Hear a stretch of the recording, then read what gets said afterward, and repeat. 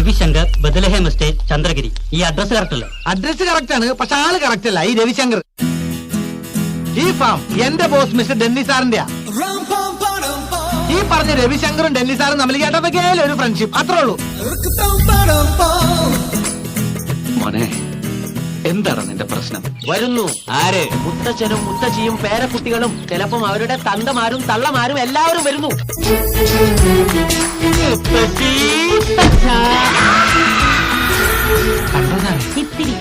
എന്ത് കണ്ടോന്ന്? അല്ല, ഒരാളും കൂടി വരാനുണ്ട്. ഈ വരുന്ന കക്ഷി ആള് ചില്ലറക്കാരിയല്ലെന്ന് തോന്നുന്നു. ഇന്റർനാഷണൽ കുഴപ്പക്കാരിയല്ലേ? 10 രൂപ കൊടുക്കാന്ന് പറഞ്ഞ പൂരപ്പറമ്പിൽ പബ്ലിക് ആയിട്ടിരുന്ന് മൂത്രമൊഴിക്കുന്ന കക്ഷിയാ.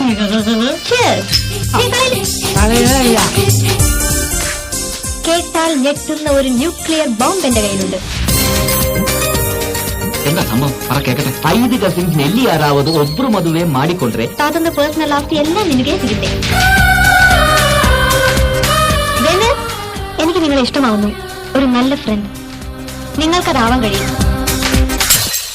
ഡെന്നിസ്, ബത്ലഹേമിലെ ഭൂമിയിലെ നിന്റെ ഏകാന്തവാസം അവസാനിക്കുന്നു. എല്ലാവരും നിറഞ്ഞ മനസ്സോടെ അവൾ നിനക്ക് തരുന്നു.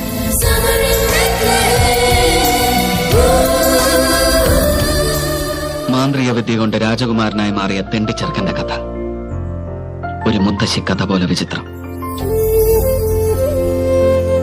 നിരഞ്ജനെ ഞാൻ കണ്ടിട്ടേ ഇല്ലായിരുന്നെങ്കിൽ ഡെന്നിസ്, ഞാൻ നിങ്ങളെ മാത്രമേ സ്നേഹിക്കുമായിരുന്നുള്ളൂ.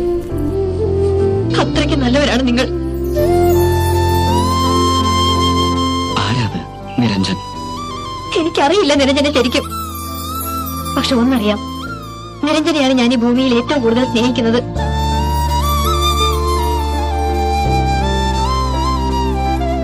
എന്റെ ഹൃദയത്തിൽ നന്മ ബാക്കിയുണ്ടെങ്കിൽ അത് മുഴുവൻ തന്ന് ഞാൻ നിങ്ങളെ അനുഗ്രഹിക്കുന്നു.